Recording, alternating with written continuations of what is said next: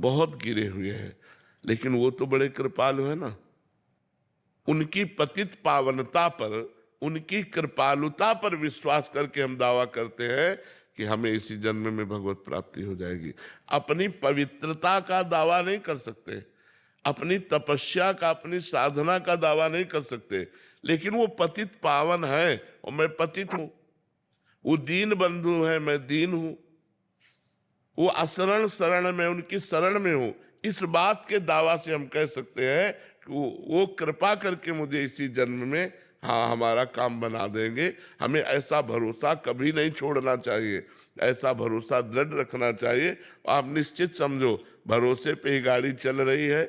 साधना तो जो हो रही सो हो रही, लेकिन गाड़ी भरोसे पे ही चल रही।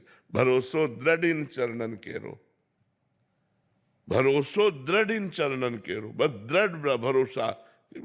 मैं किसी योग्य नहीं हूं, मैं अपनी योग्यता का दावा नहीं करता, लेकिन आपके स्वभाव, आपकी कृपा, आपकी करुणा, ये देख करके मैं दावा करता हूं कि मेरा काम हो जाएगा, क्योंकि मेरे स्वामी बड़े कृपालु हैं, बड़े पतित पावन हैं, बड़े दीन बंधु हैं।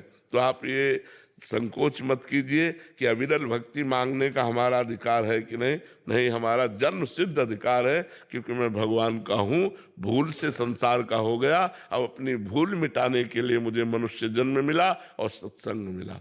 तो अपनी भूल मिटाते हैं, जितनी हमारी गलतियां हैं हम धीरे धीरे उनको ठीक करते हैं और भगवान की तरफ आगे बढ़ते हैं। जी राधे राधे महाराज जी। महाराज जी, मुझे भगवान की पोशाकें अपने हाथों से बनाकर उन्हें उपहार स्वरूप देने में बहुत आनंद आता है, और इसी कारण मुझे सेवा और पूजा करने का समय कम मिलता है। बहुत सुंदर, बहुत सुंदर। इससे बढ़कर सेवा नहीं, आप करती रहिए। जरूरी एक बात और ध्यान रख लीजिए, अगर आप नाम जप करने लगे, नाम जप करते हुए पोशाक बनाना और फिर ठाकुरों को अर्पित करना, ये बहुत बढ़िया बात है। इसी से मंगल हो जाएगा।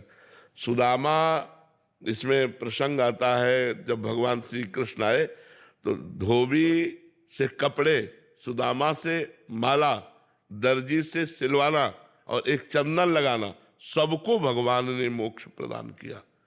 एक एक सेवा के बदले भगवान ने तो मोक्ष उसको भी प्रदान कर दिया जो जय